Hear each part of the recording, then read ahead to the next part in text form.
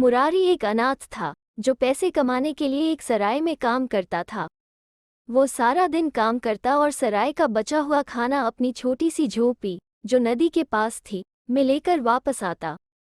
वो नदी किनारे अपना खाना लेकर बैठ जाता और पानी में तैर रही मछलियों को खाना खिलाता। कई महीने बीत गए। मुरारी इतना पैसा नहीं कमा पा रहा था कि वो अपने जीवन स्तर को सुधार पाता। वो सोचता रहता कि किस तरह से वो थोड़ा और पैसा कमा सकता है, जिससे कि वो बरसात के दिनों के लिए कुछ पैसे जमा कर पाए। एक दिन सराय में एक व्यापारी आकर रुका। उस व्यापारी को देखकर लग रहा था कि वो एक अमीर इंसान है। मुरारी ने उसको खाना परोसा और वो व्यापारी उससे बातें करने लगा। उसने कहा, मैं एक सफल व्यापारी हूँ और मुझे अपने व्यापार में सहायता करने के लिए एक सहायक की आवश्यकता है। अपने सहायक के लिए मेरे नियम कानून बहुत ही साधारण हैं। मुझे एक आदमी की ज़रूरत है। उसे शुरुआती 30 दिनों तक कोई काम नहीं करना होगा, बल्कि इस दौरान उसे अच्छा खाना दिया जाएगा और उसकी ठीक तरह से देखभाल भी की जाएगी। लेकिन उसके बाद उसे केवल 2 घंटों के लिए काम करना होगा, जिसके लिए मैं उसे एडवांस में सोने का एक सिक्का दूंगा। 9 और सिक्के मैं उसे काम पूरा हो जाने के बाद दूंगा। मुझे एक ऐसे व्यक्ति की तलाश है जिस पर मैं भरोसा कर सकूं और जो मेरी शर्तों पर काम करने के लिए तैयार हो। इसलिए मैं अगले कुछ दिनों तक यहाँ पर रहूंगा। उस गांव में अधिकतर ऐसे लोग रहते थे जो अपने काम से छुट्टी पाए जाने की अवस्था में थे और उन्हें अपने गुजारे के लिए मिलने वाली पेंशन पर निर्भर रहना पड़ता था। मुरारी उन कुछ चुनिंदा लोगों में से एक था जो उस व्यापारी की नौकरी को स्वीकार कर सकता था। घर आने के बाद मुरारी ने सोचा, अगर मुझे सोने के 10 सिक्के मिल जाते हैं तो मैं उनसे यहाँ पर अपना मकान बना सकता हूँ। शायद इस तरह मैं एक बेहतर जीवन जी सकूं। अगले दिन मुरारी व्यापारी से मिला और बोला, सेठ जी, मैं आपके लिए काम करना चाहूँगा। ये जानकर व्यापारी खुश हुआ और वह अनमोल को अपने साथ शहर ले आया। उसने उसे रहने के लिए एक अच्छा सा कमरा दिया और उससे कहा कि वो 30 दिनों तक उसका पूरा ख्याल रखेगा। लेकिन मुरारी को उसके बिना कहीं बाहर जाने की इजाज़त नहीं होगी। उसे बाहरी दुनिया से पूरी तरह से अलग थलग रहना होगा। व्यापारी ने ठीक कहा था। मुरारी को वहाँ पर रोज अच्छा खाना मिलता। उसे शहर की नई नई जगहों पर जाने को भी मिलता। लेकिन व्यापारी हमेशा उसके साथ रहता। मुरारी को ऐसा लगता जैसे वो शानदार छुट्टियां बिता रहा है। जब 30 दिनों का समय पूरा हो गया तो व्यापारी ने कहा, 2 घंटे का काम पूरा हो जाने के बाद कल तुम वापस अपने घर जा सकते हो। ये रहा तुम्हारा एक सोने का सिक्का। बाकी के सिक्के मैं तुम्हें कल काम खत्म होने के बाद दूंगा। अगली सुबह व्यापारी और मुरारी घने जंगल की यात्रा करने के लिए तैयार हो गए। व्यापारी ने अपने साथ एक बहुत बड़ा सा चमड़े का थैला भी ले लिया। जल्दी ही वे दोनों सीधी ढलान वाली पहाड़ी पर पहुंच गए, जो एक सीधी चट्टान पर जाकर समाप्त होती थी और जिसके नीचे से एक नदी बह रही थी। व्यापारी ने चलना बंद कर दिया। वो मुरारी की तरफ मुड़ा और बोला, मैं जंगल से कुछ फल इकट्ठा करना चाहता हूँ और उन्हें अपने साथ घर ले जाना चाहता हूँ, लेकिन मुझे यह नहीं पता कि यह थैला कितना भार उठा सकता है। क्या तुम इस थैले के अंदर बैठ जाओगे? मैं इसे तुम्हारे साथ उठाकर देखूंगा, जिससे कि मुझे यह अंदाज़ा लग जाए कि यह कितना भार उठा सकता है। क्यों नहीं? मुरारी ने कहा। जैसे ही मुरारी उस थैले के अंदर बैठा, व्यापारी ने उस थैले को अच्छी तरह से बंद कर बांध दिया। बस मुरारी का सिर ही उस थैले के बाहर नजर आ रहा था। मुरारी को कुछ समझ नहीं आ रहा था कि उसके साथ क्या हो रहा है। वो सदमे में था और डरा हुआ भी था। वो चिल्लाते हुए बोला, ये तुम क्या कर रहे हो? बिना एक शब्द कहे व्यापारी ने उस थैले के साथ मांस के कुछ टुकड़े भी बांध दिए। कुछ पलों के बाद एक बड़ी चील वहां पर आई और उस थैले को मांस के साथ पहाड़ी की चोटी पर ले उड़ी। एक बार जब चील चोटी पर पहुंच गई तो उसने उस थैले की गांठ उसके साथ बंधे मांस को ज़्यादा से ज़्यादा खाने के उद्देश्य से खोलना शुरू कर दिया। मुरारी बड़ी मुश्किल से उस थैले के एक छोर से बाहर आने में कामयाब हो पाया। व्यापारी पहाड़ी के नीचे खड़ा होकर सब देख रहा था और मुरारी भी उसे देख पा रहा था। व्यापारी ने चिल्लाते हुए कहा, डरो मत, तुम्हारे आसपास बहुत सा खजाना है। तुमसे जितना हो सकता है उसे नीचे फेंकना शुरू करो। लेकिन सेठ जी, ये चील मांस खत्म करने के बाद मुझे भी खा जाएगी। चिंता मत करो, उस चोटी से नीचे आने का एक और रास्ता है।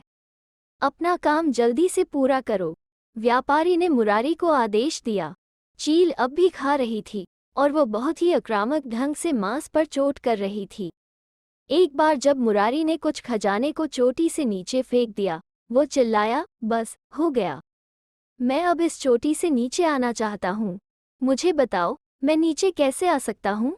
मूर्ख लड़के, क्या तुम अपने आसपास इंसानी कंकाल और खाली थैलों को नहीं देख सकते?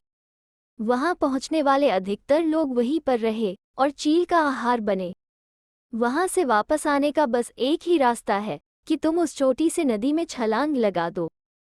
तुम्हारा फैसला जो भी हो, मेरी शुभकामनाएं तुम्हारे साथ हैं। अब मेरे जाने का समय आ गया है। व्यापारी ने भद्दे ढंग से हंसते हुए कहा। उसने जल्दी से नीचे गिरे खजाने को उठाना शुरू किया और वहां से चला गया। मुरारी बुरी तरह से डर गया।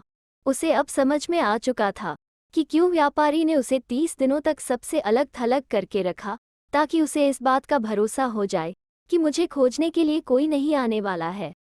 अब मुरारी के पास दो रास्ते थे, या तो चील का आहार बनकर अपनी जान गंवा दे या फिर पहाड़ की चोटी से नीचे नदी में कूद जाए। मुरारी ने सोचा, मेरे लिए ये बेहतर होगा कि मैं चोटी से नीचे छलांग लगाकर एक बार में मर जाऊं, क्योंकि यहाँ पर रहकर अगर चील का निवाला बना तो वो मुझे नोच नोच कर खाएगी, जो मेरे लिए बहुत दर्दनाक होगा।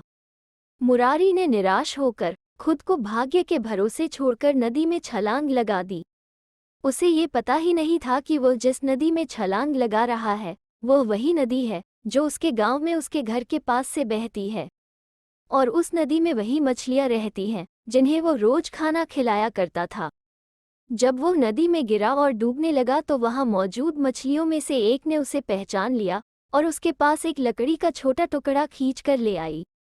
मुरारी उसके साथ चिपक गया और उसने मछली का शुक्रिया अदा किया, क्योंकि वो उसे रास्ता दिखा रही थी। वो मछली तब तक धारा के प्रतिकूल होकर उसका मार्गदर्शन करती रही, जब तक मुरारी नदी के उस किनारे पर नहीं पहुंच गया जहां उसका घर था। वो अपने घर पहुंच गया। अब तक व्यापारी ने उसके साथ जो चाल चली थी, वो उससे हक्का बक्का था।